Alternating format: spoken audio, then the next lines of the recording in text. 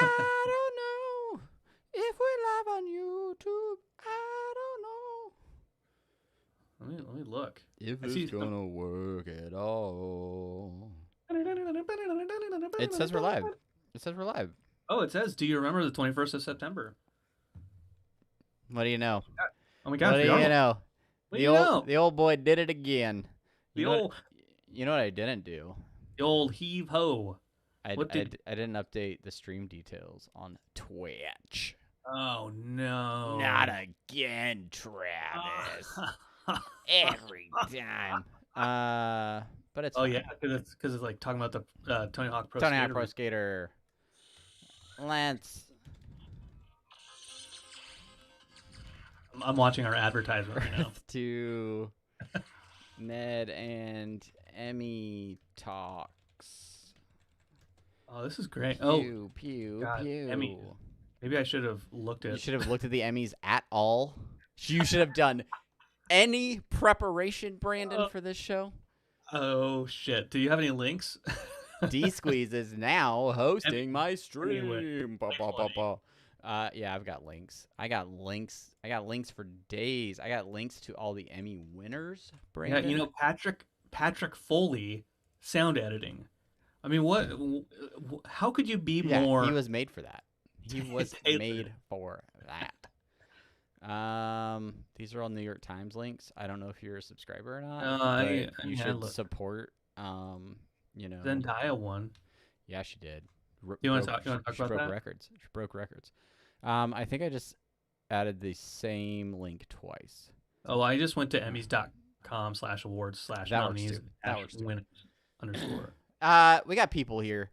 We got people ready to watch. do So let's Oh, start the shit. show. You asked for it. Here it is. It's a podcast from Apathetic Enthusiasm. On this episode, we're gonna wing it, guys. It's gonna be fine. It's Apathetic Enthusiasm.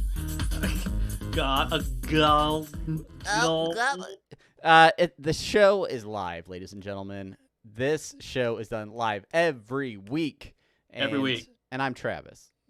And that is Travis. He is our humble announcer / a stumbler of words. Ladies and gentlemen, I got so much stuff done in the pre-show. I was so hyped for the pre-show that I just I wasn't ready to go live. But did you introduce yourself, Brandon? You did. I didn't. No, I didn't. I am Brandon, also stumbler of words. Oh. Lots of ums and ahs. The and, master. The master.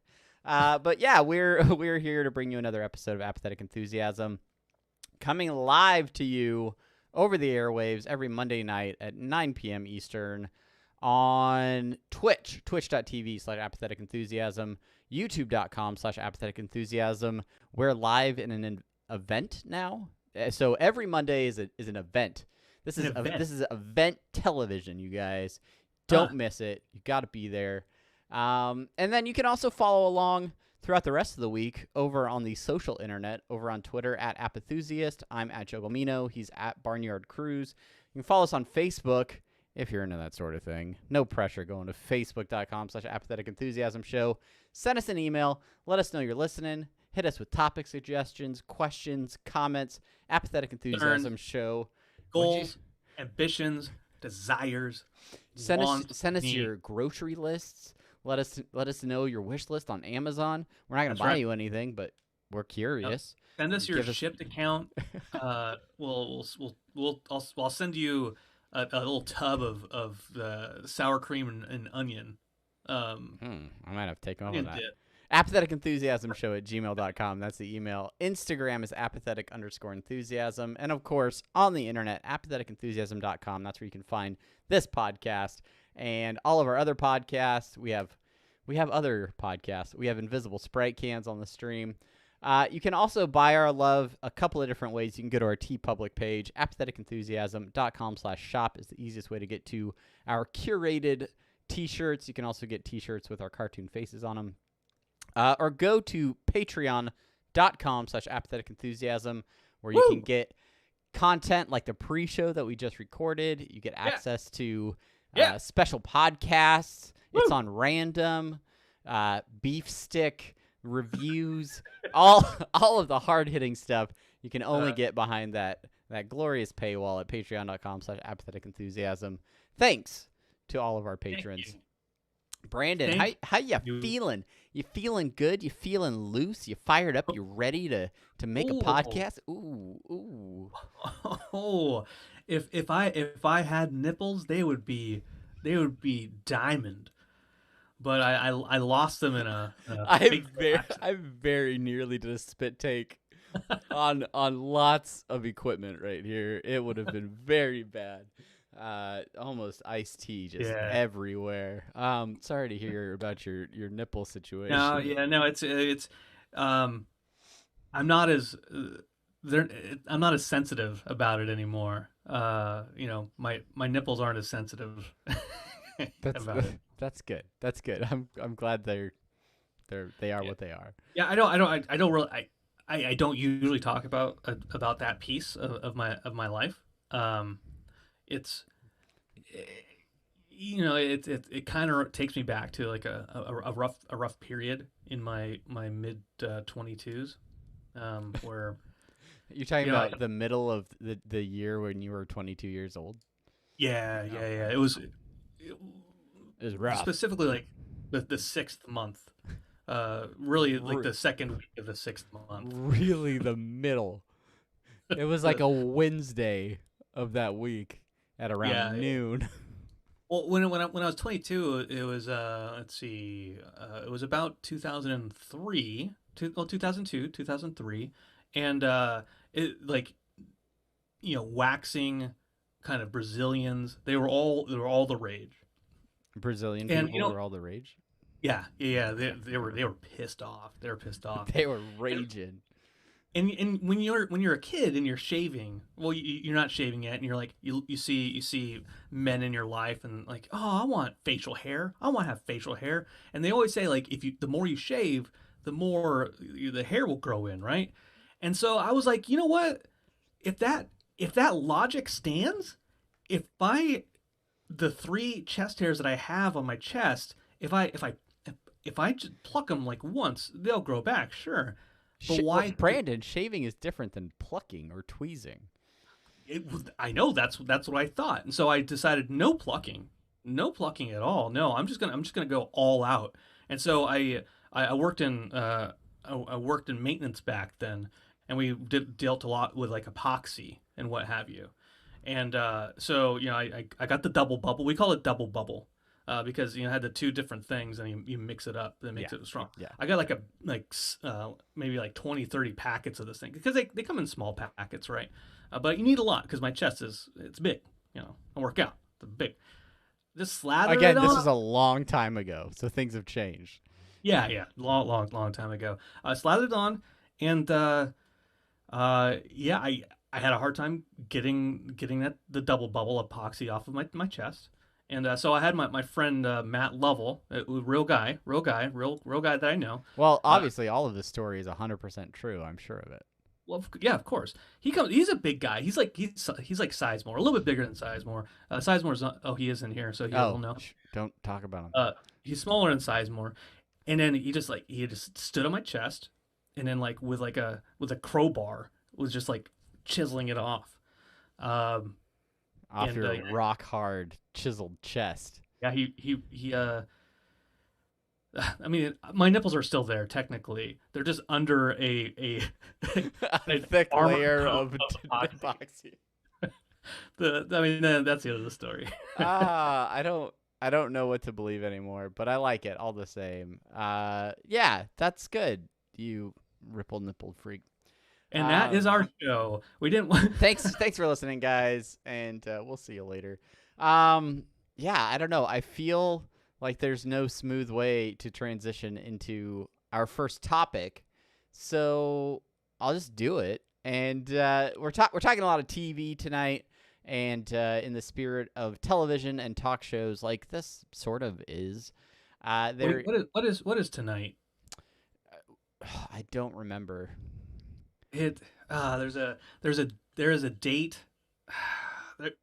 There's something with this date is important. Do you remember? The 21st night of September. Yeah, I can't. There's a YouTube video.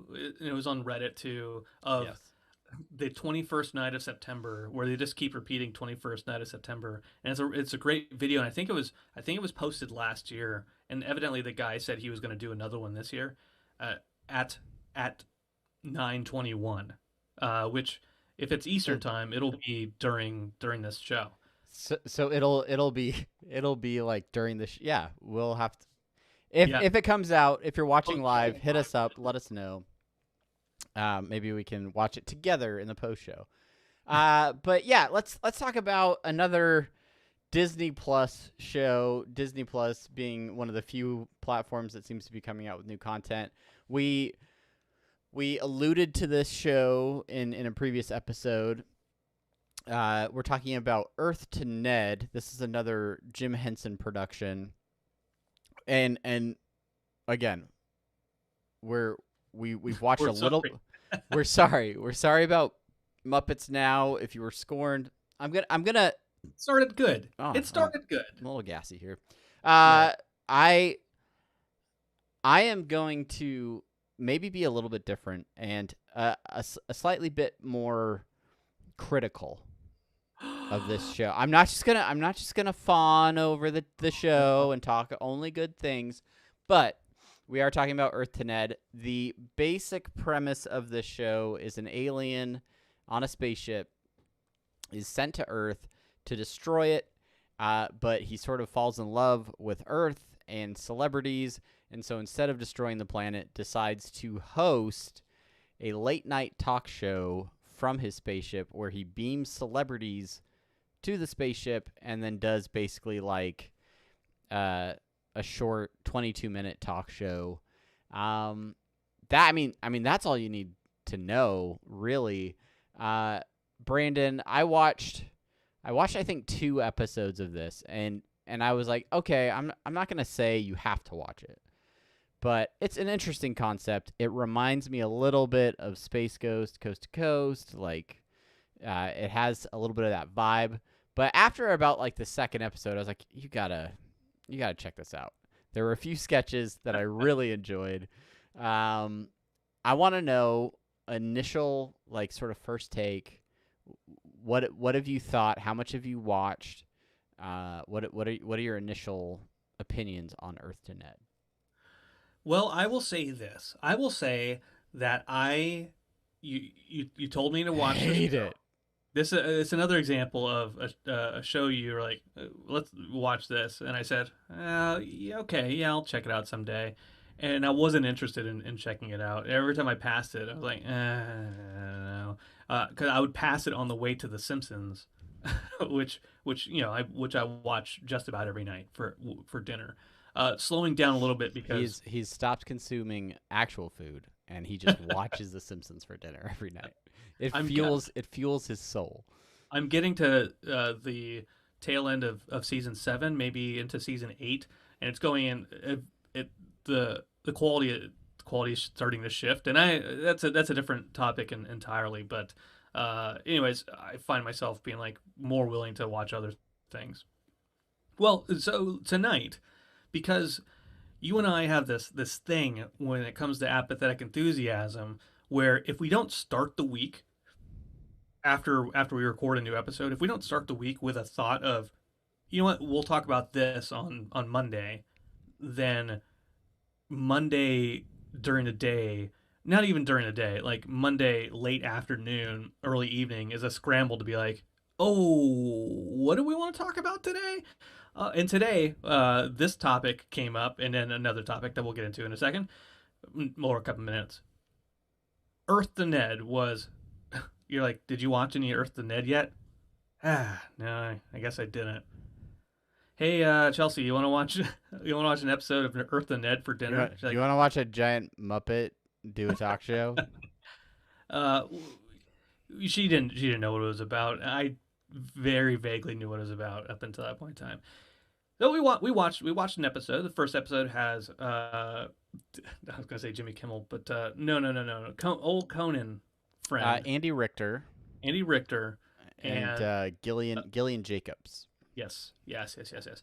And I didn't really know what to expect from the show that first episode, and then rapidly the Space Ghost Coast to Coast comparison jumped out. It has what we came up with after the first episode, me, Chelsea, and the 8-year-old, was that's like a more kid friendly version of Space Ghost Coast to Coast. Mm-hmm.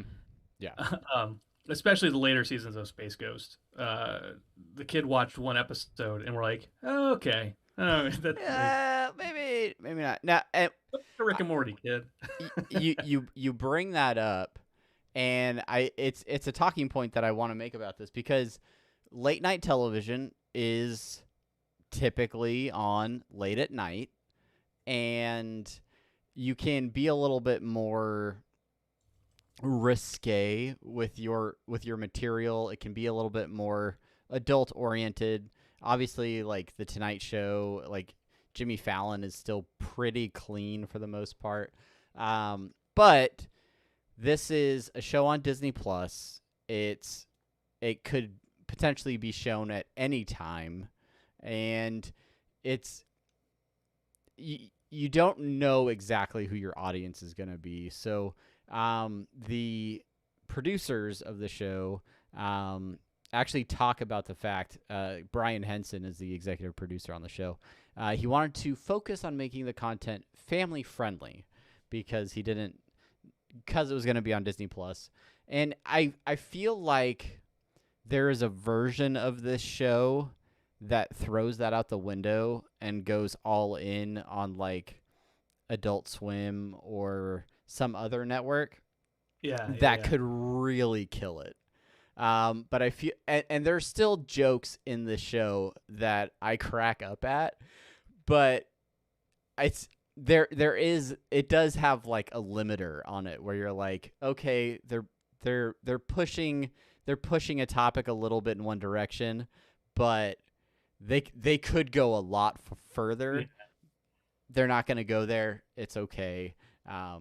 But I don't think that like ruins the show necessarily. I think I don't know. I think it could be more. Yeah. I get you on that piece. It is a PG show when it could easily be a PG-13. Easily. To and everybody knows, without any subjectivity, very objective measurements there with the PG versus PG-13. Yeah, it's something that has remained constant over time. Yep. It certainly hasn't changed throughout the 80s and 90s. Absolutely not. The original Die Hard is a great indicator for PG-13. Yeah, obviously. Yeah. I think was it that movie, or maybe it was Gremlins or something like that. Anyway, we'll get into that another time. Yeah, that's our second topic. We'll get into the Motion Picture Rating Association in our next topic. The comedy is limited, but I ended up watching 3 episodes with the family, and Paul Scheer and Kristen Schaal are on the second episode. And Paul Scheer, a lot of folks know him from The League, and other various kind of, not crass comedy, but he's not afraid to be in those types of comedies. Those pieces, again, could easily go further. I thought Kristen Schaal's interview was terrific. I absolutely thought she was great on the show. I really enjoyed her segment. I like Christian Schaal. I like Kristen Schaal in general. Mabel, I'm glad. And what a kind of cool thing is my kid was like, oh, it's Kristen Schaal from Gravity Falls. Yeah. I was like, oh, that's awesome. He knows things. He's gonna be like me. He's like, he just knows a bunch of random names. Knows tons of celebrity names, and then he's gonna have friends like me, who's gonna be like, no, I know the face. What's the name? Come on, it's Tom Cruise. It's Tom Cruise. Tom Cruise. Yes, exactly. Yes, of course. Vanessa Bayer. Yeah. So yeah, the comedy. I'll say that I'm interested. I looked at the guest list for the rest of the season, and there's a lot of comedians on there. Two different comedians from the state. Michael Ian Black is on there, and Thomas Lennon. So I'm looking forward to those eventually. BB-8 was on there. Yep. Uh, Yeah.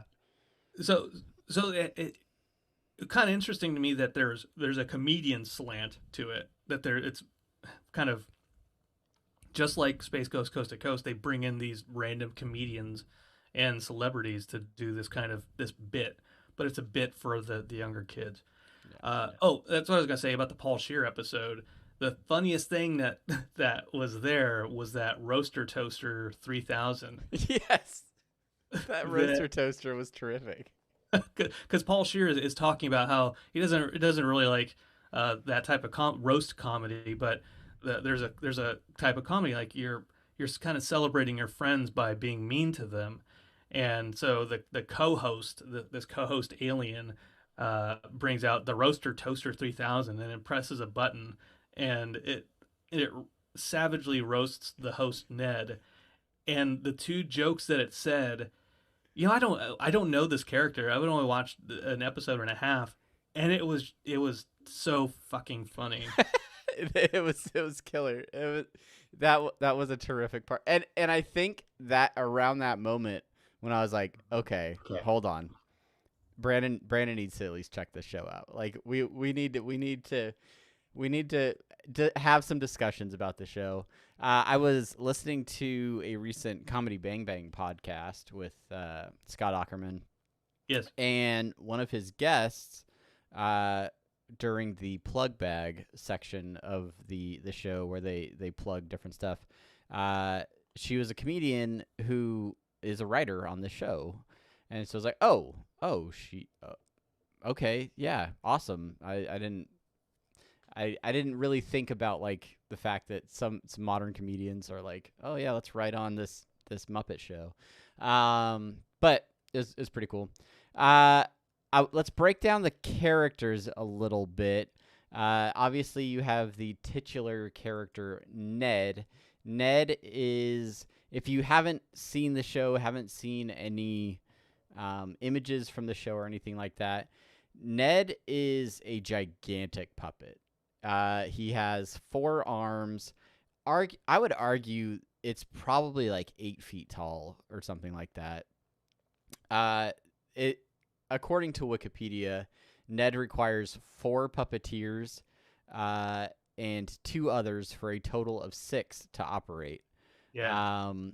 That is crazy. It's nuts, yeah. But he's kind of like, I don't know. He's not super smart. He's not altogether. He's very much like the fanboy with all of these celebrities. Very excited to have them on. He's a little, I don't know. He's kind of just winging it. Like he's the type of guy who's like, I'm just gonna start a podcast, and has no idea what he's actually doing. So we can relate in that way. Yeah. But I don't know. Like Ned is possibly one of my least favorite characters on the show. Yeah, well, he's kind of the straight alien in the show. Sure. All the wacky characters around him, and there's not really that many wacky characters. Are meant to kind of bring that levity piece, and he's the butt of the jokes, as the Roaster Toaster would point out. He does say some funny things. What I would. I guess I can get into the critique a little bit later, but he's actually not my least favorite character. My least favorite character, and we'll get to the rest of the characters also. My least favorite character is Betty, the AI on the set. Yeah, she's a close second for me, possibly. Maybe the first. I don't know. Well, because whereas everything else is a puppet and it's practically made, the AI is a not. It doesn't seem like a very well made computer generated image for this AI, and so it looks cheesy. Where everything else is like, okay, it's a practical effect and I can get behind it. this is a CGI face on a screen that there's not a lot of personality there. And of course, it's a computer. It's not meant to have a lot of personality. But Although, like 3PO personality wise, Betty is very like, I don't know, crass and like judgmental and sort of I don't know, like demeaning towards Ned in certain ways as the show continues on. So I don't know, like there's some character there, but in terms of visuals, definitely the least visually interesting character on the show. Yes. Then there is his associate, his assistant, his co-host. His Andy Richter, his who's the guy that plays the keyboards for Dave Letterman? Andy Richter. Yeah, Andy Richter. This is, of course, we're talking about Cornelius. Of course.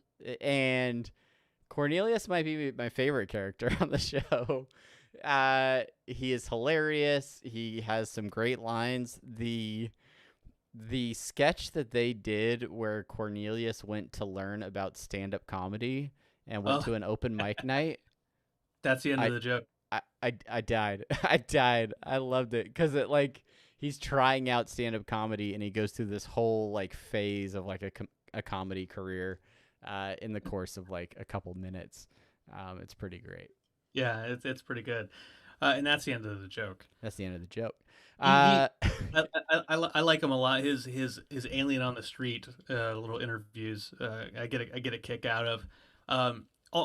Not as complicated a puppet as Ned is, but still has good complexity to it because both of these aliens have like eye stalks, and not only is like the muscle tissue around the eyeballs moving, but the eyeballs themselves are moving. Yeah. And also like the angle of the eyes, the eye stalks are going, plus you have the mouth moving, and then like the facial expressions. And then the hands. There's just a lot of stuff. And so it's impressive that with all those Muppets that the puppeteers are really just in sync with each other and doing the things they need to do to make it, have verisimilitude. Cornelius does this thing with his eye stalks when he's like making a funny face where his eyes kind of like bug out sideways and like it just gets me every time. He's being sarcastic. Yeah. Ned's sarcasm face. It's great. Yeah, so and then there's the Clods. The Clods. Which I didn't realize CLODS is an acronym for Cloned Living Organism of Destruction. Oh. They start out as the band in the first episode, and they're just these tiny little weird aliens with lots of little feet and these jagged teeth. They like to sneak up on guests and just show up kind of like around the couch, and often the guests are surprised or startled when the Clod arrives. But I don't know. They're just kind of like weird little bonus puppets that are kind of funny to have around on set. Yeah, they are like Salacious Crumb in Return of the Jedi, or they're kind of just chaotic, anarchistic little rodent-looking things that are pretty funny. In the third episode is a Star Wars themed episode, and Billy D. Williams is on there. BB-8 and the Comedy Bang Bang guy. Reggie Watts. Reggie Watts. And there's a couple funny things happen in that with one of the Clods saying Boyega. And then another where these two Clods are dressed up as Darth Vader and Obi-Wan Kenobi, and they're like. And then the Obi-Wan Clod, and they look so damn silly, is like in a brown cloak, and he's like, "Oga gaba gaga gaga Vader," and it's just there's such gibberish, and then all of a sudden saying Vader killed me. Yeah. Anyway. Yep. Well, I feel like, and my main critique of this show is sort of what we spoke to already, but the you're not necessarily going to be busting a gut the entire episode, especially if you're expecting more adult-centered comedy. But if you have, younglings around, if you have kids, this could be a fun show to watch with them. It's the 3 episodes I've seen. I've started the 4th episode, which is about horror. It's their horror episode, so make sure you check that one out, Brandon. Yep. But yeah, I've enjoyed it. It's kind of a nice show to just throw on randomly when you got 22 minutes and you're not watching, Emmy Award winning television. You can just kind of throw that on. So I don't know. I think it's pretty good. Yeah, I so far I think it's decent. I'll probably watch more before I get to a point where it's like, oh, this is another Muppets now. But not before I see Michael Ian Black and Thomas Lennon. But what I'll say is Paul Rugg, who does the voice of Ned, you might also recognize him as the voice of Freakazoid, and from what I'm told, from what I hear from the father-in-law, is that he's really big on like improvisation and also Animaniacs. He's in Animaniacs too, but sure. Freakazoid more so. Returning next year on Hulu, by the way, That's Animaniacs. Right. That's right. So that improvisation, that comedy that comes from improv, I feel is undercut by the child nature of what the show is. And especially you have all these comedians that, it's not that they don't know how to not cross a line, but not only are they put in a show where you're meant to be funny, you're supposed to be funny when you're going on this show, but don't be funny in the way that you are known to be funny. That to me, that is a buffer of like, it could be better. It could be better in that way. Things we've already talked about, but yeah, I wish they could like do a version of this show that's like, the at night one or the director's cut one where they don't cut out all the jokes that they probably made on set while they were making the show. Ghost. yeah, exactly. Yeah, or Jiminy Glick with Martin Short. Yeah. Anyway. The other part about this show that I'm not crazy about is the through line plot of him like trying to destroy the planet and him being afraid of his dad and stuff, and like him doing his mission briefs at the end. I feel like if they just went straight late night talk show and ended it at the end of that, I'd be totally fine with the show. I don't know that other part of the like reoccurring mission log does a whole lot for me personally. But yeah, it's trying to have a storyline associated with it, so it's not it's still a show that people want to tune into next. Oh, what's going to happen next? I don't think this is going to be an Emmy-winning award show. No, I don't. But maybe visual effects. No, maybe a visual effects thing. We'll have to check next year when Emmys 2021 are there, if they're there still and it hasn't burned to the ground. If the Earth is still here and there's still people with eyes to watch TV. If the Mayans were like, did we say 2012? Ah, you got the 2 and the 1 mixed up. Yeah, everybody does that. You got to turn it around. It's actually not Mayans. It's Snayam. Yeah. Anyway, one awkward transition later. We're talking Emmys. Emmys were this weekend, and Brandon and I, we were texting all day. We put on our gowns, put on our tuxedos, and couldn't wait to watch the Emmy Awards live on television. Wait, no, none of that happened. In fact, I don't think either of us watched any of this production. The Mayans would have called it the Sime. You're just sitting on that joke, waiting and waiting. No, I haven't been done with that. The Snyam. It's the Think it's- Snyam rewads. All right. Yeah. Now I'm done. I So got it away. this is the year of COVID. This is the year where all live events are awkward and odd in different ways and shapes and forms. And they decided, let's have a television award show amidst everything else that's going on in the world. So they hosted the Emmy Awards this weekend. Jimmy Kimmel was the host. It was on ABC.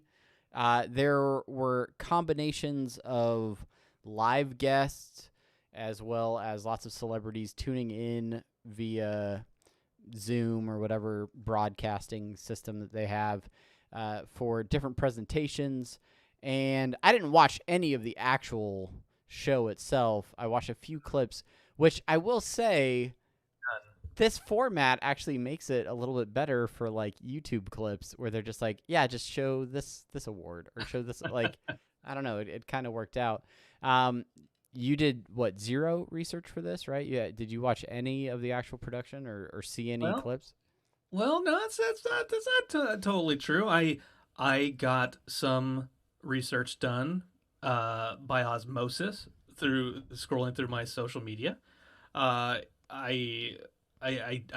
knew going into it that there's an article that talked about how a certain amount of media kits were sent out to various individuals who were going to partake in the show, and how that is the way things should go. It's a turning point in like this distance piece of showing up. If you're a big media company, it behooves you to, here's a 2i2, here's an audio interface, here's a microphone, here's good lighting, here's a ring light or whatever. Yeah. Send it to folks for them set up.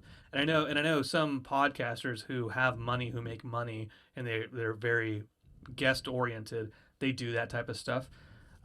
We'll never be like that. But so I did see that. That was interesting to me.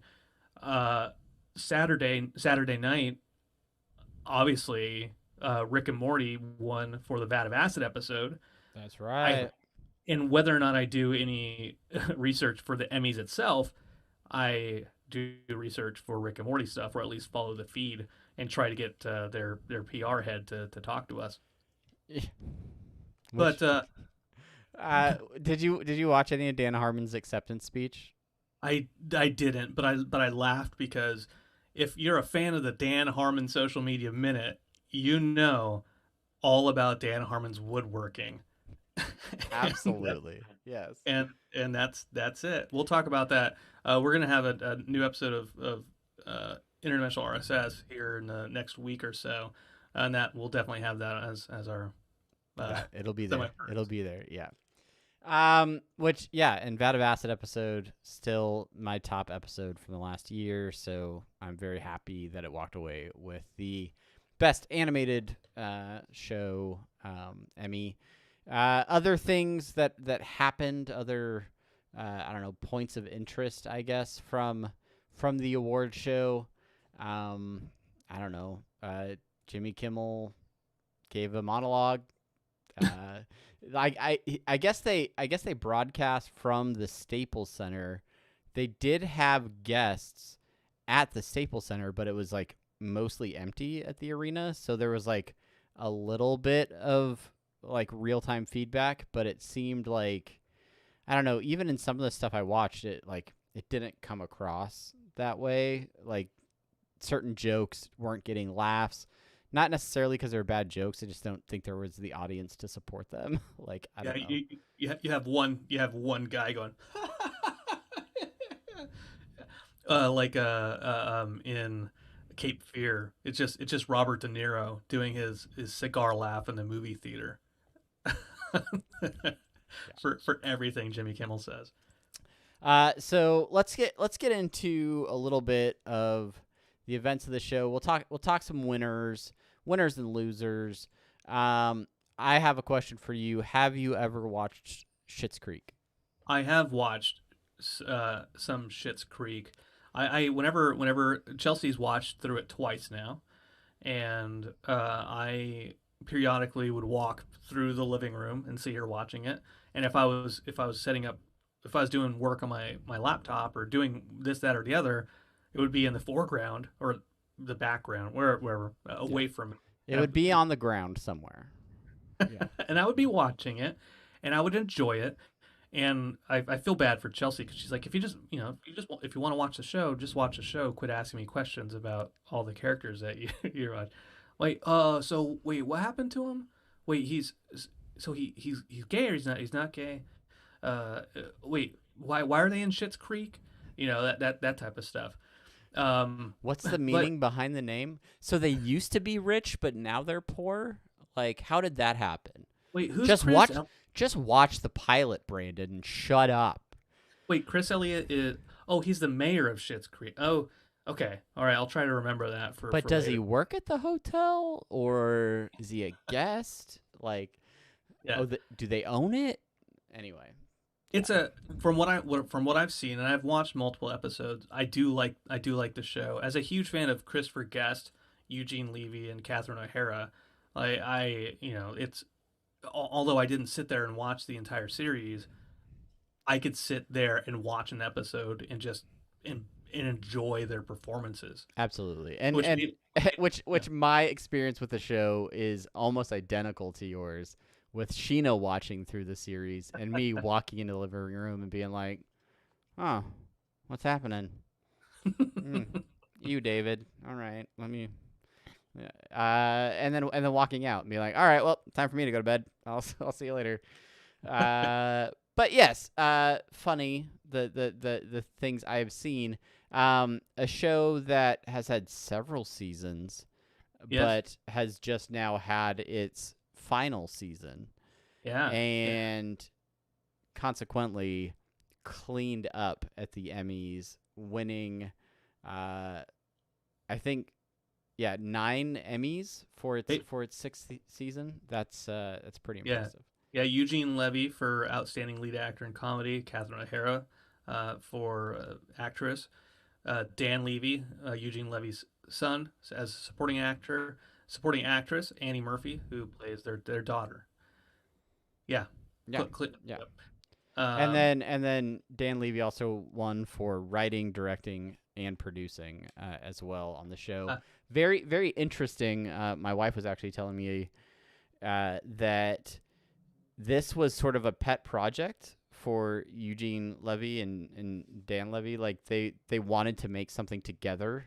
Right. And so they didn't have much of a budget. So this show has always worked under tight constraints.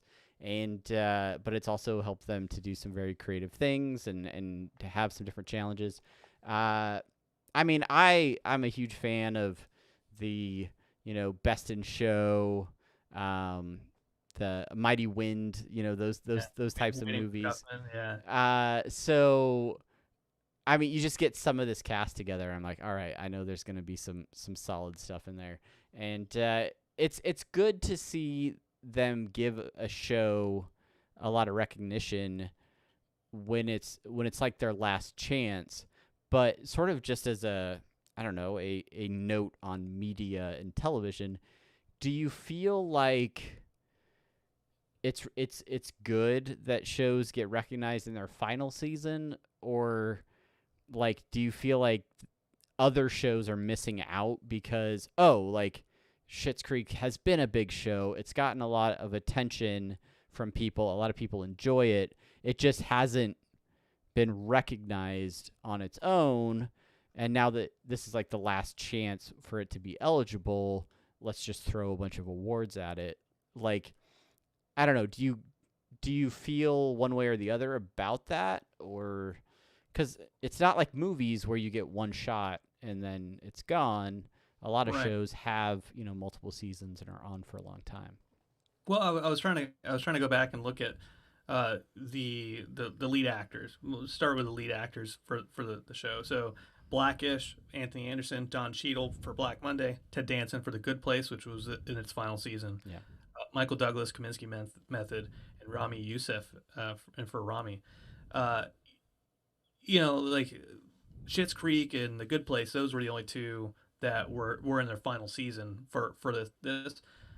Sure, it's a very narrow example. And doesn't actually answer your question at all, which is do I think they should in his final season? I in one way I think it minimizes like how good a show is in whatever season if they only recognize it in its final season. If they only recognize it. Yeah. The fabulous Marvelous Miss Maisel is on here a couple times, and I know that won an Emmy last year. Not in its final season at all. Like, great, cool. You recognize it in its first season. Now it's in its second season. Now if it wins again or wins next year, then great. Schitt's Creek, by all accounts, has been great from the first season to its final season, and awarding it is cool. Good job. You did it finally. See you later. Yeah, and I don't know. I guess I'm not sure how I feel about it. Like, I think perception, yes. What's that? It's a perception thing, right? Like, yeah, like a good job, like a pat on the butt. Like good game with having 6 seasons of a good show or whatever. Yeah, like I think that especially for TV recognition, it is a lot different from like live theater or movies where you have one production or you have one like initial go at it and you take everything from that 1 year and you're like, all right, this is a locked in amount of time where we can recognize things that were made, and this was the best of it. Whereas the Emmys, you can kind of TV is more persistent. Unless it's a dramatic mini-series or a what do you call it? Documentary or something like that, right? Where it's something short, or it only comes out for shows that are on for multiple seasons. I think they have a little bit more play where they can say, you know what, we're not just recognizing their 6th season or a particular episode of the 6th season. We're recognizing an effort over 6 seasons, and this person, yeah, you've been great throughout and haven't had an opportunity to be recognized. Let's take this chance to make sure that we say good job, you've done it.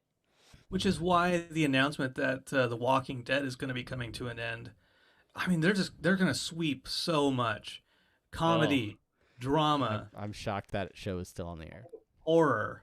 Yeah, I think if somebody they finally announced that they're going to end it. Yeah, but isn't Daryl getting like his own spinoff or something? Yeah, but then we can stop watching it at that point. Just kidding. We stopped watching. Stopped watching it so long ago. Whenever I talk to my friend Gary at work, he's like, "Hey, Gary, you see the last episode of The Walking Dead?" I'm like, Gary, I told you I stopped watching it a long time ago. Like, as long as I've known you, I have not watched the show. And you're like, "Oh yeah, well, you could have just said that." Like, I just did. I say it every time, Gary. I say it every time. He doesn't watch this, so he's old. He's an old guy. He's like he's got in the late 40s, or maybe he's 50. I don't know. It doesn't matter. Good old Gary. Good old Gary, loving his Walking Dead. Still carrying on. Anyway, so Schitt's Creek. I mean, it swept the Emmys, a record-setting Emmy sweep, as a matter of fact. So yeah, it won every award, even awards it was not nominated for. Other big winners. Best animated series. What? Yeah, best animated series. Schitt's Creek. Schitt's Creek. Big news from the. Let's see, what is this category? The best actress in a drama. Zendaya winning the youngest winner. Ever in the category, and she's 24. She was up against Jennifer Aniston, Jennifer Garner, Jennifer Olivia Aniston, Jennifer Love Hewitt, Jennifer's body, Olivia Colman, Sandra Oh, Laura Linney, and Jodie Comer. Yeah. Yeah. All of those people were up for the award. Yeah, have you watched Euphoria at all on No. HBO? Neither Nope. have I. Neither have I. Let's play a little game we like to call shows on HBO that Brandon and I have not had time to watch yet, but are critically acclaimed and have won many Emmy awards. Euphoria, neither of us have watched. Succession, have you watched it? Have not watched. Not a minute of it. Big Little Lies. I've watched every episode. It's a terrific show. Oh. Yeah, it's great. Okay. It's great. It's one of those ones that I like watched with Sheena and like we both enjoyed. It's got stuff. It's good. Watchmen. Watch it. Yes, we watched all of it. We talked about it on this show, and it walked away with a couple of awards, 4 awards actually for Watchmen, including Damon Lindelof picking up Best Limited Series. Good job, Lindelof. Finally a winner. And it was a big night for Dr. Manhattan's as two different portrayals of Dr. Manhattan, both recognized in different categories, walking away with Emmys last night. So, Little Fires Everywhere. That's not HBO. That was on Hulu. But I also watched that. Another Reese Witherspoon show.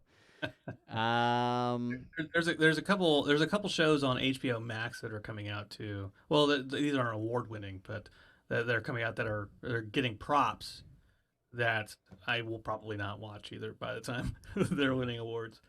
Have you watched any Ozark? I watched the first 3 episodes and then that's right. And then you're like, I've done this.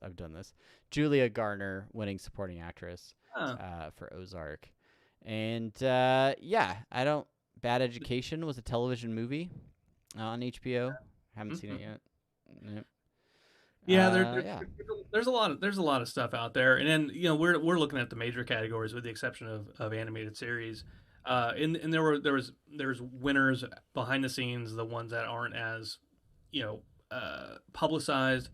Congratulations to all of those folks that we're not going to talk about here, because otherwise you're just going to hear us blather on about people that you're like, what? Who? What show is that? What? I will say Mandalorian on Disney Plus won quite a few special category Emmy awards, including like visual effects, score, things like that. I can get behind the score. Yeah. Season 2 of Mandalorian is right around the corner. We're like a month away from it. What are your feelings approaching season 2?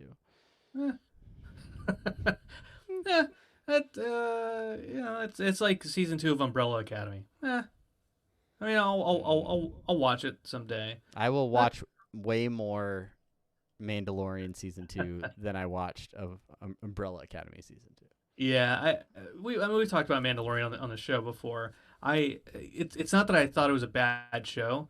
I just thought it was very, very contrived for a majority of it, up until like episode 7 and 8, when the pace picked up again. Yeah, it was like, you're supposed to be a badass. Again, this is my central complaint about the show. He's supposed to be this badass Mandalorian, and he keeps getting his ass kicked for 5 episodes. And we're supposed to be like, oh, he's still badass. Like, no, he seems incompetent, is what he seems. Then roll around, and then he gets better. I feel like based on the trailer, Mandalorian season 2 is finding its rhythm as a television show, where it'll be. Yeah, obviously you have the child, Baby Yoda, right? And the Mandalorian is trying to deliver the child back to the Jedi or whoever his people are that he's supposed to be with. And so I feel like you're going to get a steady pace of episodes where they're somewhat self-contained. He's traveling to different planets, different areas, and gets into a little bit of trouble. Somebody's chasing him. Somebody's looking for him, something like that. and so you're going to have these different locations and things like that. I think I'm excited for it. I am considering rewatching season 1 leading up to the release of season 2 for Mandalorian. What I look forward to more than watching the show itself is finding out the lore that it introduced at the tail end of the season with, I forget what that type of lightsaber is called, but the dark crystal lightsaber, the black lightsaber. Yeah. And how that guy got that saber, the dark saber. There we go. How he got that, because there's lore behind that, where that saber came from, which harkens back to the Mandalorians, and the whole thing with the Jedi and the Mandalorians having been in a war against each other, and now this guy's trying to deliver a Jedi to to the other Jedi. That's interesting. And then the rumor mill says that Boba Fett is cast and it will be in this season. I'm interested in if that is true, because the last time we saw him, he by a Sarlacc pit. Yeah, but he was not in a great spot last time we saw him. Canon states that he survived. Well, I take that back. Canon used to state that he survived. In the extended universe, he got out. But regardless, yeah, we'll see. But this is an Emmy talk. Yeah, Emmys. If you watch the Emmys, if you like the Emmys, let us know. There were some good speeches. I've watched a few of them on the interwebs, but you should go watch those for yourself. You could watch the unthanks speech from the producer of Succession, with I think it was the final speech of the evening. But yeah, that's Emmy talk. We usually do an Oscar special. Well, I don't know if Emmys will be a reoccurring thing, but frankly, we didn't have a lot of other stuff to talk about this week. So unless you wanted us to hear us talk about Fall Guys and D&D again, this is what you get, guys. This is what you get. Thank you to everyone for listening. Thank you for hanging out live. We are going to scoot on over to our live post show for the folks on Twitch and YouTube. If you want to be a part of that post show, make sure you're here every Monday night at 9 p.m. Eastern for the live feed. And thanks to everybody that hangs out week in and week out. If you're listening on the audio portion and you have yet to write a review for this podcast, that's something you could do with your time. You could head over to Apple Podcasts on that cool iPhone that you've updated to iOS 14. And once you figure out the changes in the podcast app, you can leave a review for us. Let us know how you think we're doing. And to everybody else, thank you for your support. Really, the best thing you can do is tell a friend. Tell a loved one about this show. Let them know, hey, there's these two guys I listen to. Sometimes they're funny. You should check it. You should check it out. And if your loved ones aren't your friends, still that means you have way more people to tell. Yeah. Shout out to everybody who follows on Twitter. I know you already said this, Travis, and YouTube. Omar mentioning a little piece of news. We won't talk about it too much because we've got to put a little bit more thought into it, what this actually means. But Microsoft buying Bethesda. That seems to be a pretty big deal. It's the Halo Doom mashup we've all been waiting for. Oh my god. PS5 memes all over the place. Xbox Series X.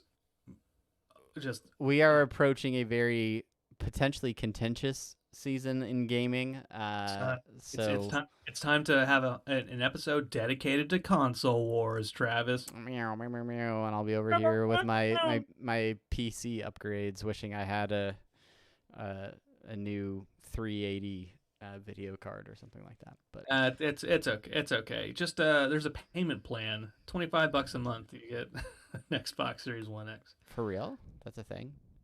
Yeah, we'll talk about it on our Console Wars episode. Yeah, or maybe in this post show. Thank you guys so much for listening. Thank you for joining us. Until next time, I'm Travis. And I am Brandon.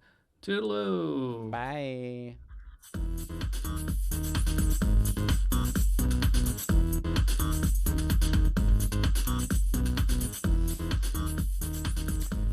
Xbox owns Doom.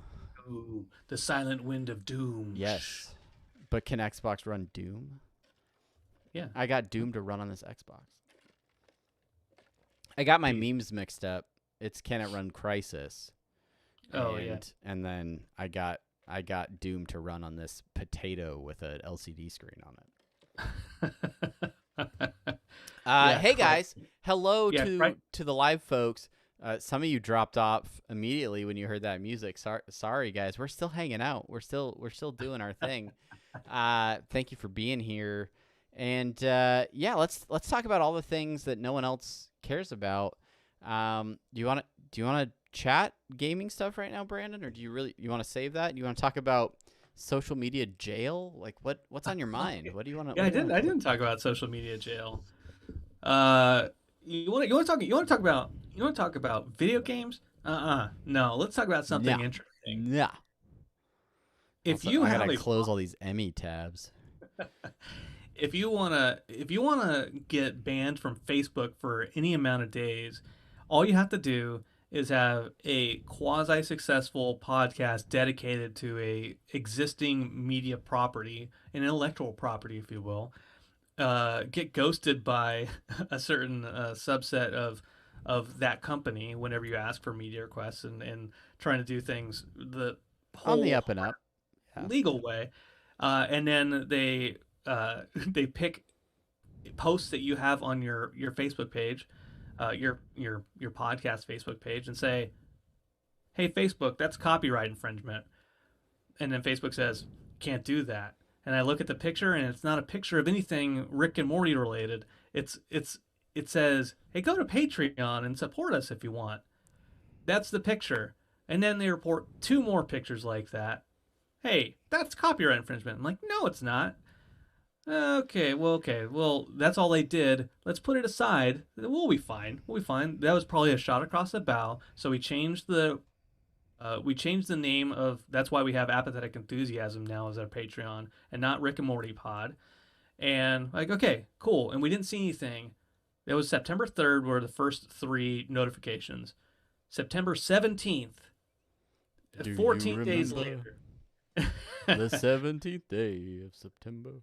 Cartoon Network had pushed a couple more copyright infringement notifications, and I say Cartoon Network, but the email address, by the way, if you're interested, is cn@infringementreports.com. So it's some company that they pay to look for content to report copyright infringement, and it's quite possibly a bot. Let's throw that out there as well. Yeah. Well, anyway, they reported a couple more posts. 4 more posts, and Facebook was like, "Hey, asshole, that's copyright infringement. We warned you. You're banned for 3 days. Get out of here." And just furious, just absolutely furious about it. And I was in the middle of editing a podcast submitted for your approval with Tyler Tigno, one of our supporters. And I was like, okay, almost done. Rendering it. I'll go post this in a minute. And then I get the notification, banned. What? Wait, what the fuck? What the? Jeez. And then ruined the whole weekend. Did messed me up. And then I created a new Facebook account, Barnyard Cruise, in order to like try to clean up that page and maintain chat and stuff like that. And then by Sunday morning, I think Facebook's algorithms realized that Barnyard wasn't a real name. Or 2, that, hey, this guy, Barnyard Cruz, sounds awfully like Brandon Cruz, who we just banned for 3 days, who has access to this page. Yeah. And it was super sneaky, Barnyard. I mean, Brandon. It was super sneaky. Totally a different person. Yeah, it's frustrating. I mean,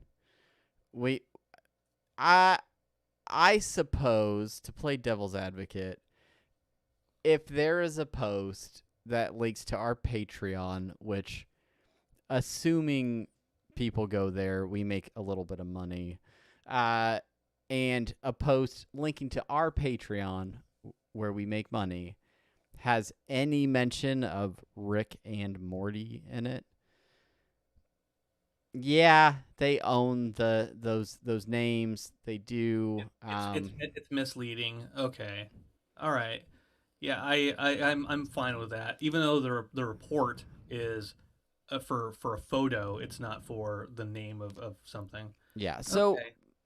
maybe our posts in the future will look a little bit different. Maybe Well, we'll use a lot less official images. those first handful of pictures were the Patreon things, Yeah. but then the ones that they reported after that were posts to episodes that we've released for the podcast itself Yeah. with with our top and bottom and then the middle portion, which is the Rick and Morty stuff. And so I'm like, okay, all right, this is an image of yours that I cropped and I put in front. Okay, I I can see that it to a certain extent as well. It is, I'm borrowing heavily from their imagery. And we're doing is slapping a mask on the front of it. Okay, I get Yeah. it. I understand. But my biggest thing is like there are so many Rick and Morty fan pages out there. So many that do not get hammered and do not get banned, and people posting images left and right all the time, and like it just a little bit frustrating on our side, especially when again we try to be on the up and up with this type of thing. But when you start threatening me with legal action because I'm trying to support your show, then I feel kind of Are betrayed. you Brandon? Are you trying to support their show, or are you trying to drive traffic to our show, which is not officially associated with Adult Swim? Yeah, I don't know. It's Isn't it mutually beneficial? yeah, we're all just helping each other out. Cyredark saying there's been a big switch up of higher ups at Adult Swim. Yeah, that's I don't know sure. too much about that. Well, I mean, like Time Warner and whomever else picked up Adult Swim, and Warner Media has a different philosophy as far as their IPs. Yeah. So, I can see that too. Although, Brandon, we are now just a few, typed words away from slipping into the DMs of that PR rep. I know. We have to craft our words carefully, but That well, I was well. I know I wasn't even getting drunk when I sent her that first message on Saturday. When she's like, "Hey, oh, I'm so proud to work on the show," and I sent her a tweet. I responded to her tweet like, "Hey, yeah, congratulations! That's so great. Oh, we'd love to talk to you sometime about it." And then Sunday, as I was getting more and more pissed off about my band not being done yet, I'm like, "Come on!" Because it had also just banned Barnyard, so I couldn't do anything on that either. yeah. I was like, you know what, F it. I'm gonna send her one of the things that we always say that we don't want to do, which is go on Twitter openly and publicly to say, "Hey, you wanna hang out? Can we do stuff?" Did you see my other tweet that I sent? No, I didn't. I didn't Oh, see it. oh, Hold let on. me let me Oh no, okay, yeah, let let's me. explore this together live on Twitch. So this was a tweet that you sent. Yes, a tweet I sent to her in response to my tweet. Okay. Yeah, yeah. Is Yeah. there is there a good way to contact you with regard to press/media inquiries? We're huge fans of the show and would love to collaborate in some fashion for interviews, announcements, or other opportunities. Regardless, congratulations again on the win. Have a great Sunday. Ladies and gentlemen, Brandon is great at writing warm, considerate messages to fans, listeners, creatives, companies. He's great. He's great at it. Was this written before or after she followed us back? This was written before she followed us back. I Travis? gotta hand it to you, Brandon. I'm handing it to you. because the result of that tweet is she does follow us now. So the Yeah. the DM's got to be open, right? You gonna slip The in, DM, you, yeah, you gonna look, you gonna slip into them DMs? You gonna I am. I didn't want to. There's two things. One, the courage that I had in sending her that second tweet and be like, to hell with this. She hasn't responded to 3 of our emails. Omar, you're spot on. I'm not a prick in real life. My courage went away when I saw that she liked and followed us, and I was like, okay, all right. Well, I don't want to seem too anxious, Yeah. but Yeah. I do. But it's been on the back of my mind the last day and a half to be like, okay, what am I gonna say? Well, tomorrow. I have that media kit. I have the media kit. I just have to. Tomorrow, season 4 DVD Blu-ray release hits store shelves. So if you're at all interested in Rick and Morty, and you need to pick up season 4 on DVD or Blu-ray, I think I'm gonna try and sneak out and pick it up just because I have every other season on Blu-ray. So yeah. And it's one of those things where when you run a Rick and Morty podcast, it feels like a thing that's worth having in your collection is the actual show itself. Anyway, Salute. cheers to the senior director of communications. If she's watching this, hey, thank you for She's following. not. Thank you. She's If you not. happen to catch us on the the rewind, and I have to be sure. I don't have the same tracking net that you have. Yeah. That's true. Anyways, salute. What else is happening? I didn't even think to drink during this show.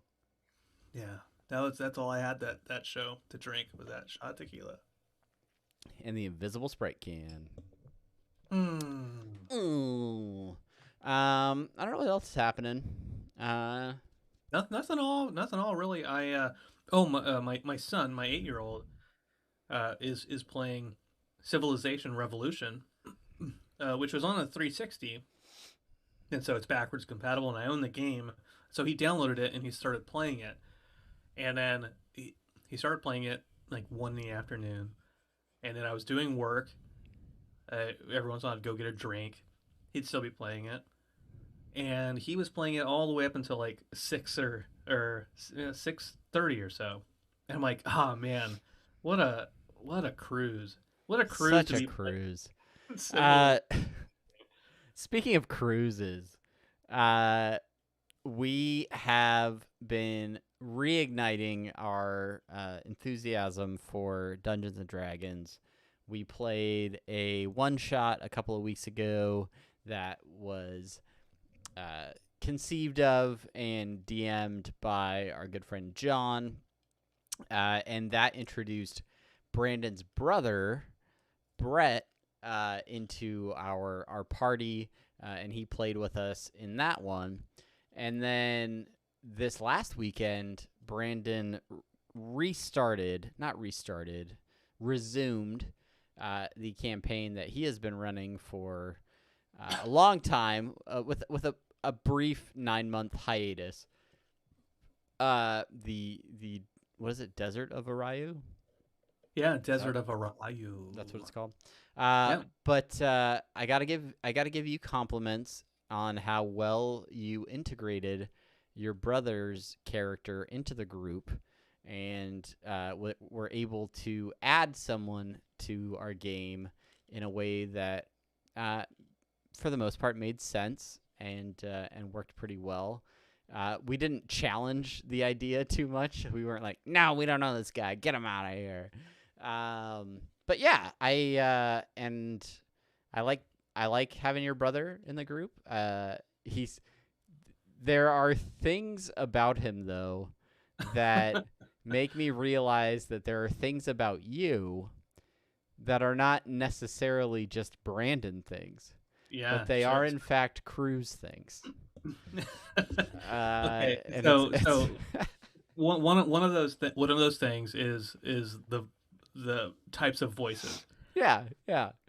We only have so many pitches, and we've talked about how when I was a kid, really when I was a kid, when my older brother was a kid, when Brett was younger, people would call the house, and my dad would answer the phone, and then my friends would start talking to my dad, or Tim's friend, or Brett's friend would start talking to dad, and they would just start having a conversation with him, and then eventually he'd be like, "Oh, you want to talk to Brandon?"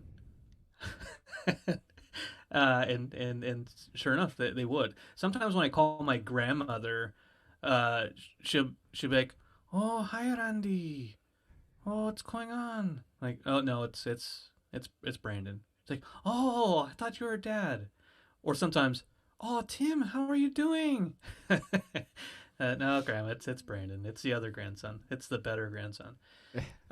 It's Which the is peak which peak grandson.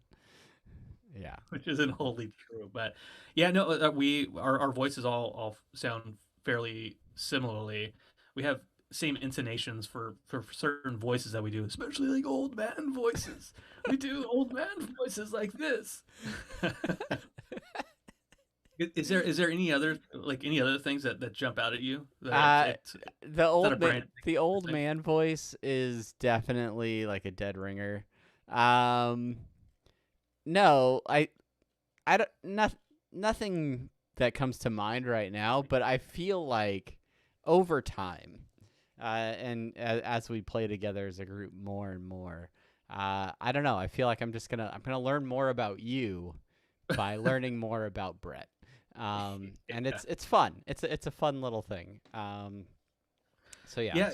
Yeah, his introduction. I talked about this on Saturday night, Sunday morning. It what really well, it was kind of a just a coincidence, and it worked out in my favor because I had the scene set up to introduce a character for John's backstory, and that character had an aide, somebody who was traveling with her, and it just happened to be we had talked about adding another player, and I said, "Well, Brett did that one shot with us with the where were the Super Grungio brothers, two frogs with hats." And maybe we'll bring him to play. And before I remembered the professor and this aide character, I was like, "Shit, how am I gonna bring somebody new in?" And then I looked through my notes. Oh, this is it. This is good. This is a great way to do that. I had to shift some stuff around, and I typed up a document for Brett, and I said, okay, here's the kind of deal. Here's your character. Like, you've been traveling with her for an X amount of time to try to find Caliban, which is John's character, and I don't. To me, it doesn't matter how you know this character. Whether you're a friend, whether you're a lover, whether you're an old coworker, or whatever, you can make that part of your story. But this is the shared history that you have with her on your travel. So when you meet the group, then you have a point of reference for RPing, and you can use some of that information to talk to them. And it ended up just working out.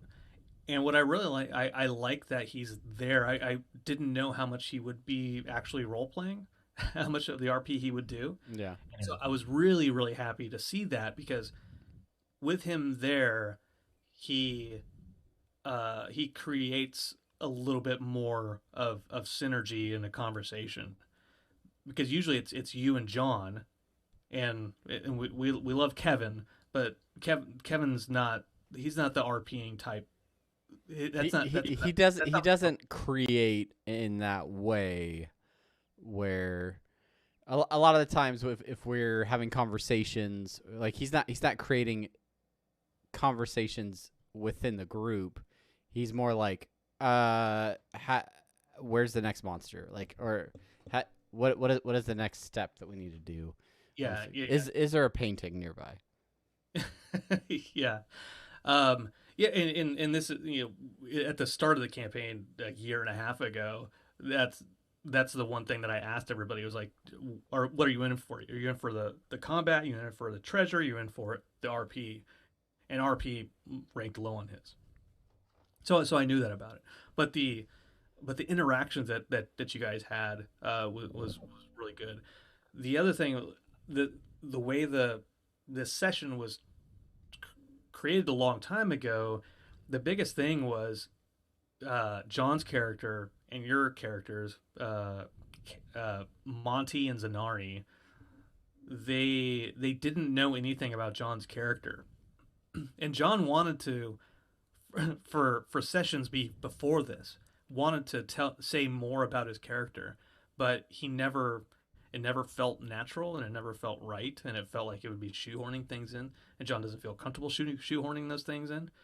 And so I had made the decision, okay, once you leave this town, you're going to kind of be forced into a background situation where a third party is going to be like, hey, I'm looking for you. And then you guys will be able to be like, looking for him for what? And then some of that backstory could be kind of forced out into the open. Which is all stuff that I really want to explore, but we just didn't get into it in our last session. Like it's kind of funny that we've been so eager to know stuff about John's character, and then we hear all this stuff, and then we're like, all right, let's keep going, and like didn't really ask any questions. But I feel like that will come up in these next few sessions. So part of that was we the very start of the campaign. Well, this last session, you guys were at the mayor's house for like an hour, and Brett hadn't been introduced yet. Yeah. And by the way, I think sessions before, like 9 months ago, that 1 hour would have been a much longer period of time. I think one of the benefits that we've had with doing one shots and doing one shots and trying to get through these things is we realize, okay, let's not talk about what we're doing in the morning for 30 minutes. Let's not talk about the breakfast. Like the fact is, we all understand that we're going to get up and then we're going to go on to the next point of interest. Let's skip. We don't always have to skip it, but there are times when that level of detail is appreciated, but there are times when we can just be like, all right, you woke up from a night's rest and have, headed out again on the road. Like, okay, yeah, good. Good. We did not stop to shop. We did not compare prices at the bargain bin, armor shop. We just got right to it. Perfect. Got right to it. We don't do that anymore. Yeah, sometimes those are good opportunities to role play, but other times, we don't need that as much. Yeah, and it keeps the session moving, which I think is good. So, yeah. The nice thing is we recorded all of that session. I actually haven't gone back and looked at any of the footage to even see if it worked. But assuming it did, I think we will post some episodes from that session over on our Patreon for folks to check out if they want to get some D&D, if they want to catch up with the what's happenings in Arayu. They can check that out. Yeah. I don't know. I may not even put it behind a paywall. I may just put it on there. Just put it out there. Put it out there for all the folks watching. Yeah. I don't know. What else? Who's here? We still got Omar here. Probably some Sire Dark hanging out. Oh, Omar's still here. No, Omar, we don't watch Transformers. We're not 8 years old. No, Gary. We don't watch. No, Gary. We don't watch Walking Dead. No. I think maybe every time that you come into YouTube, you watch us, you ask us about the Transformers thing. I think every time. If we can go back in the chat logs, can we go back and check? I think they're on our Discord, so we may be able to scroll through. It might be searchable. Do we still do that? I think so. I think they're all still there. Oh, God. No wonder nobody goes there. If you are interested, it might be over now, but the Rick and Morty subreddit was doing their 2 million follower subscriber giveaway. They were giving away a skateboard signed by Justin Roiland. as part of their contest. So if it might still be going on, go over to Reddit and check it out if you're interested in a chance to win that. I say there's 2 million subscribers, but a vast majority of those don't actually peruse the subreddit at any given point in time. So you may have a chance. My latest obsession has been VTubers because I'm a huge weeb. I don't know what those words mean. I think that's Vaseline. He watches the Vaseline tubers. It's a very specific subgenre of vlogging, where folks just they take jars of Vaseline, right, and they're transferring it into old tubes of things. So, like toilet paper rolls, tubes of toilet paper roll, paper towels, or like Neosporin. Neosporin's a really hard one to do because the hole is in because it's already kind of greasy, because Neosporin is kind of greasy and the Vaseline is greasy. Like, you don't know if you're getting enough Vaseline into the Neosporin tube. Yeah, the ratios are really hard to tell.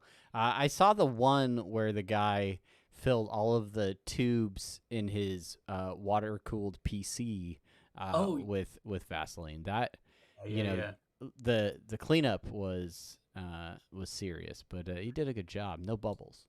Yeah, no, that's awesome. Yeah, the computer actually ran slower after. Yeah, it caught fire. It burned up, but he got it in there. You got it. Well, these guys have tricks. They have they've studied under masters. A lot of these folks are interns or apprentices in the Vaseline tubing community. So they pick up the tricks of the trade.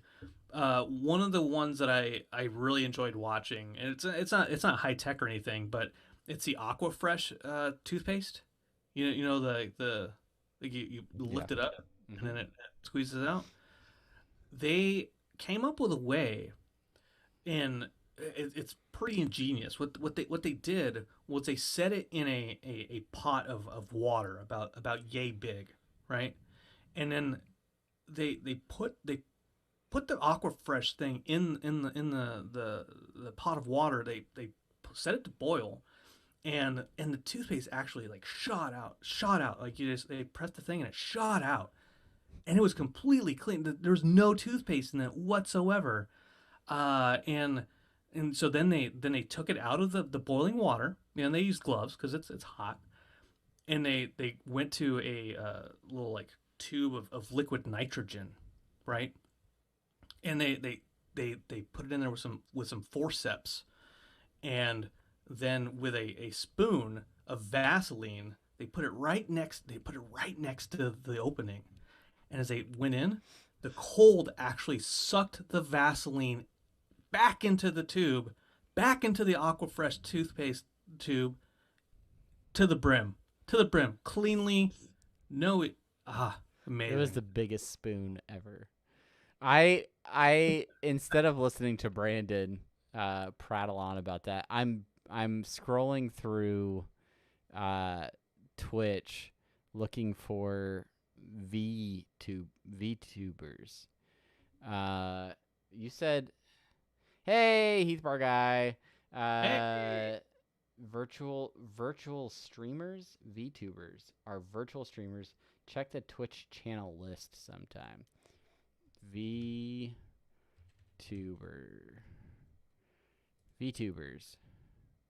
I don't know. I'm just seeing a bunch of Among Us. Which can we talk for a second about how Among Us has blown up? Like, since we started playing? Yeah, I mean, we basically we started it. Yeah, since we started playing, it is one of the most popular games. It is the second most popular channel right now, behind just chatting. Like, Among Us is one of the top categories right now. There are 17,000 people watching Fall Guys, and 270,000 people watching Among Us right now on Twitch. Wow. We really should have been playing Among Us this entire time. We really should have. We should have stopped podcasting and just played Among Us. A lot of people watching Zelda Breath of the Wild. Just saying, Heath Bar, get that Breath of the Wild on. Guy. Just saying. Okay, virtual streamers. I need virtual streamers. Are they the folks who are just watching other streamers? No, that's what we do. Lazy virtual streamers be like. I'm seeing past videos. Is this a category? I'm so confused. I don't know virtual streaming.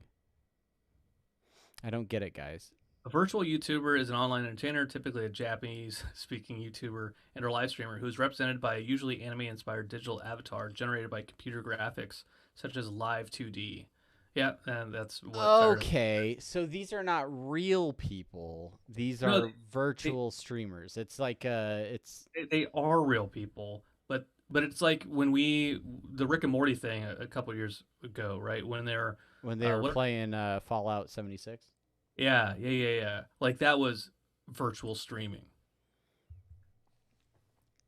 I wonder if there's an Adobe program I can use to create, if I can animate the cartoon versions of us, and we can do that.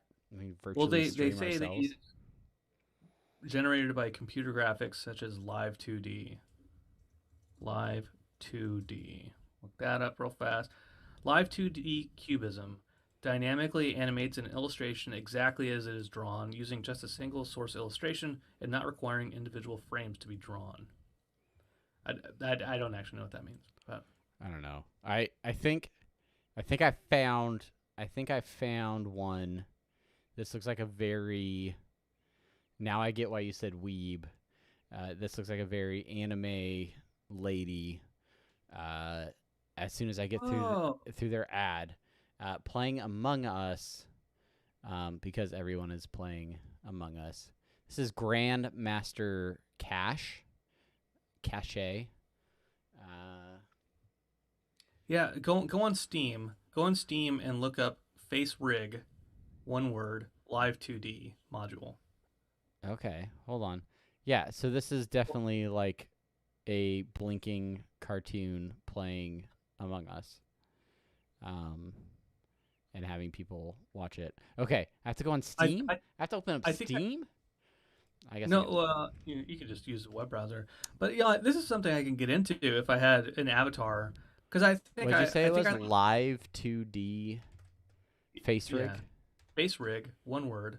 Live 2D, one word. Module. Live 2D VR girls? Is that what you? Oh no.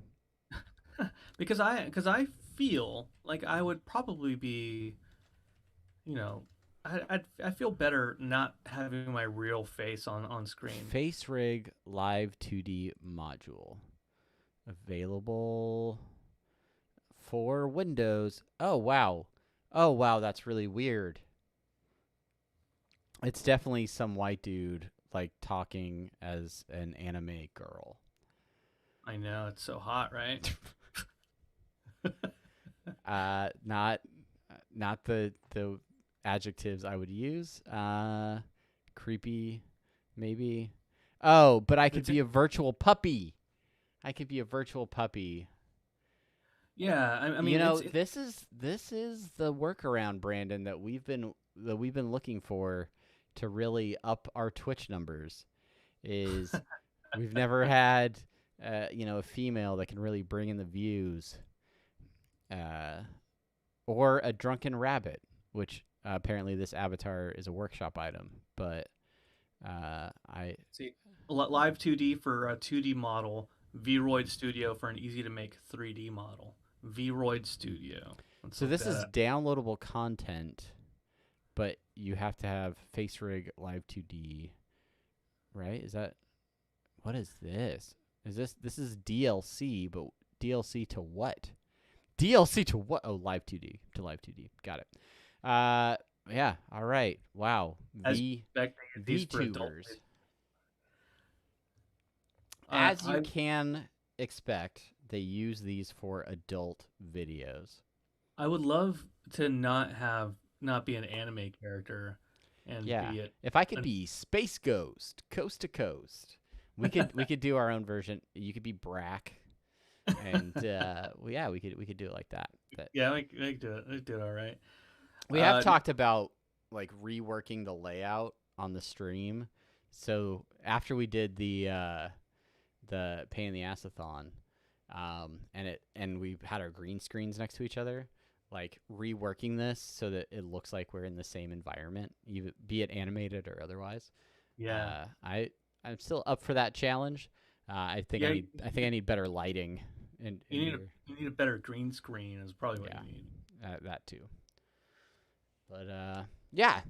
I don't know. What do you want to do? You wanna call it? you wanna play Tony Hawk Pro Skater? I would if you had gotten a refund. Oh, Heath Barrow with the Prime sub. What a guy! Wait, What? wait. You did that before. Did you take it off and then put it back on? No, he's hooking us up with some Prime. He also gave us bits last time. Oh, he just wanted my avatar. Look at this guy. He just wants to be able to plaster my face across the internet. Yeah. Someone to build you a custom VRM Thank you model. for the sub. Hopefully you're doing well. Hopefully you're having a great time wherever you are in the world right now. What do I want my avatar to be? You know, When you're a virtual streamer. Yeah, what would I want my avatar to be? You know.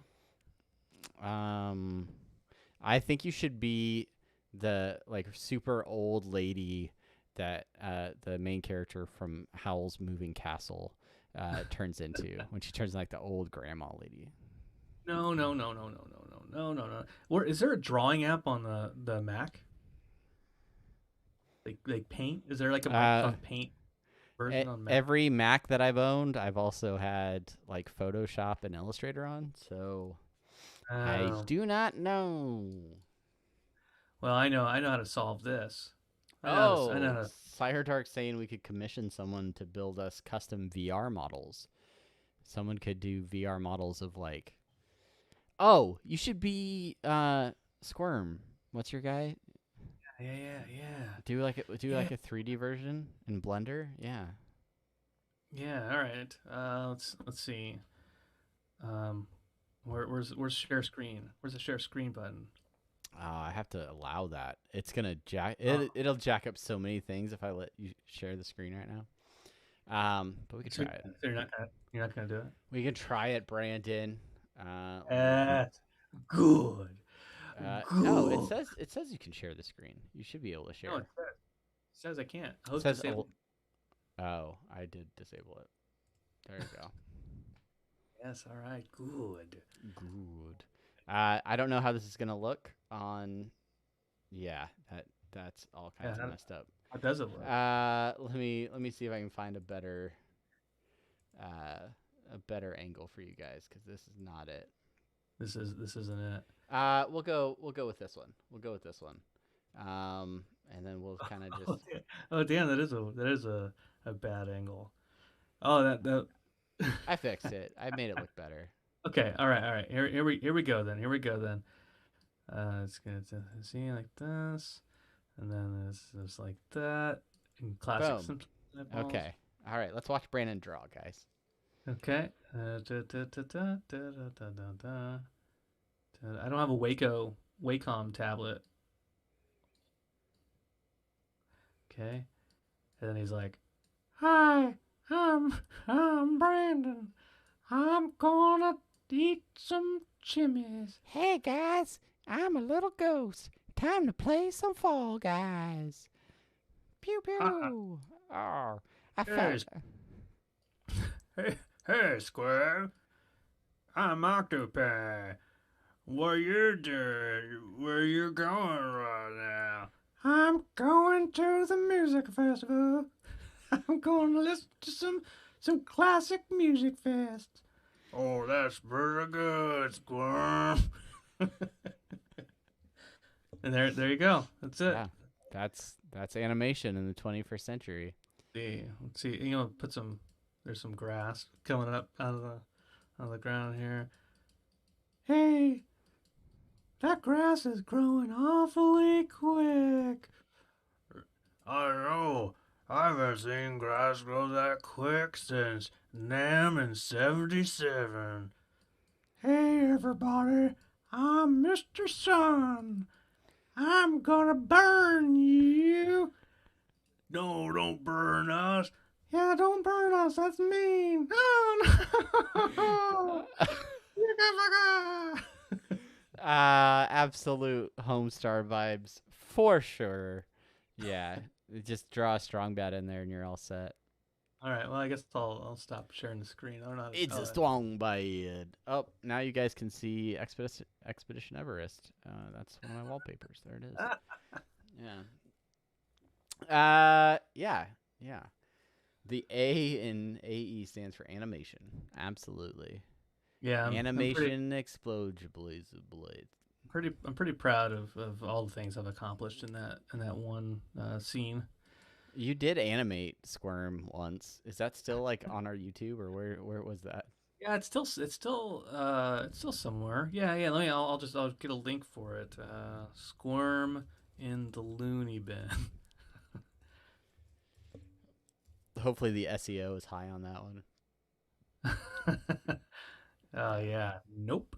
Okay. Nope. YouTube. Go to YouTube. Squirm. Oh no, that's right.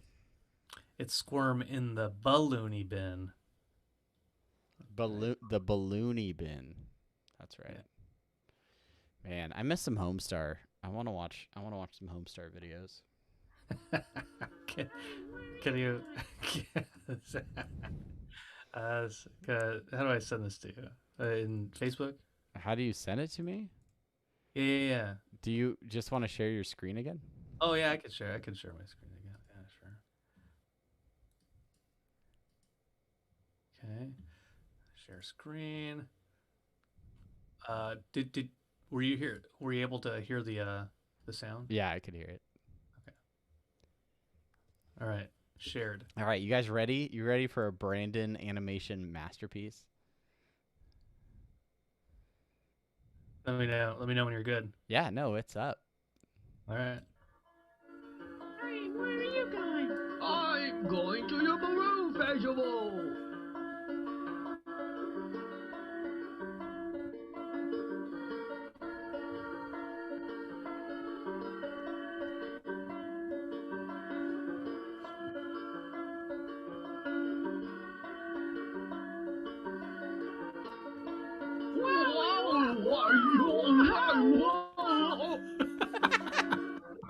Wow!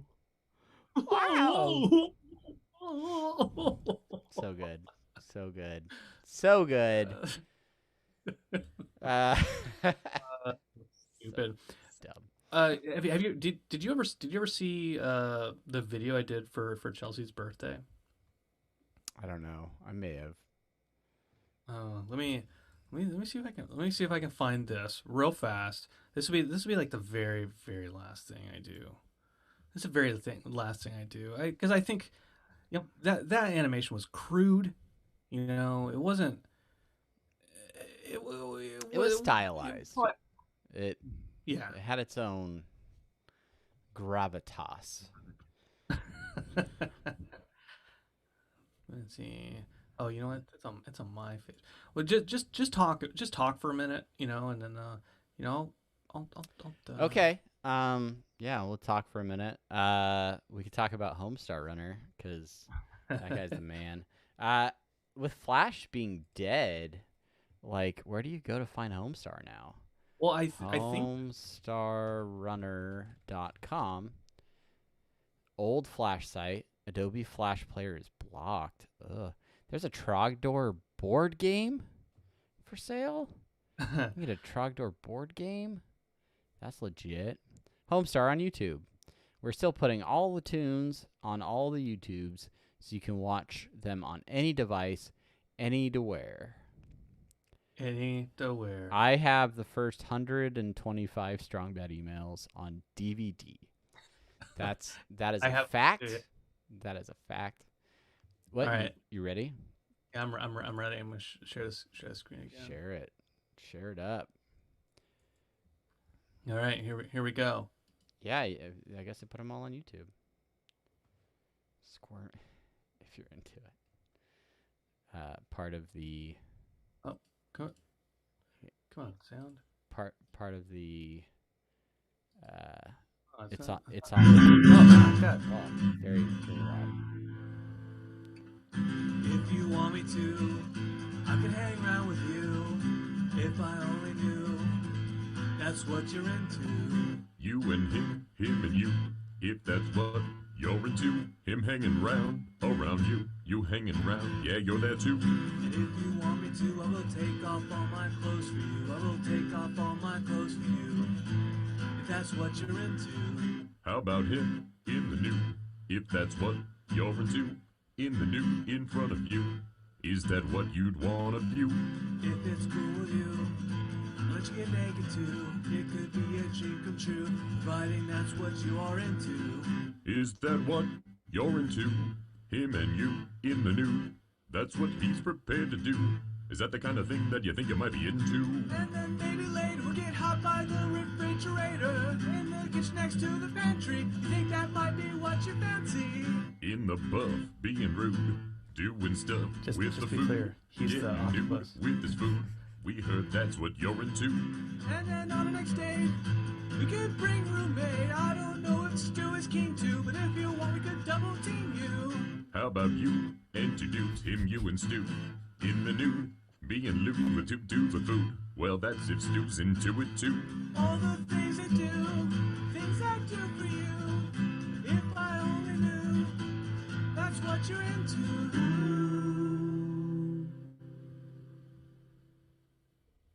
That was it. That was my birthday video. Happy for birthday, Chelsea.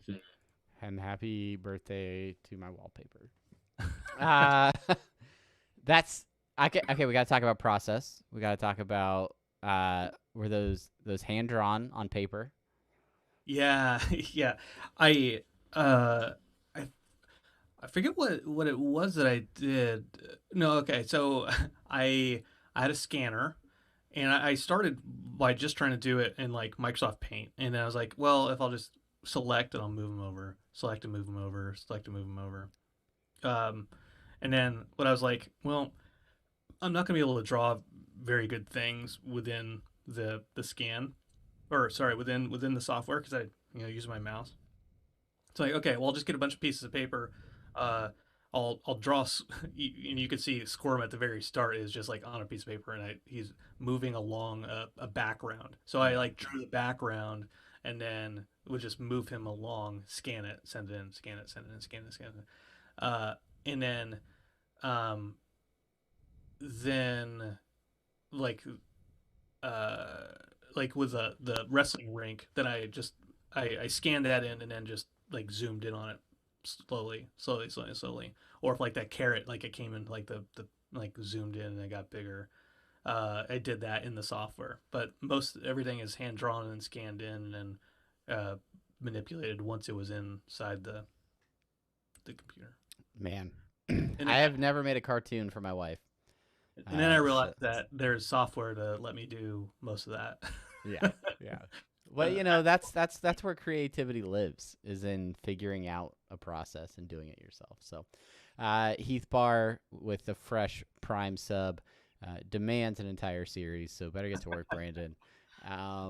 But I don't know. You've piqued my interest. I have the Adobe Creative Suite. There's no reason I shouldn't utilize some of their animation tools. I've for a long time wanted to animate some of the highlights from some of our episodes as little digestible bits. The problem is we don't usually have any highlights from our episodes.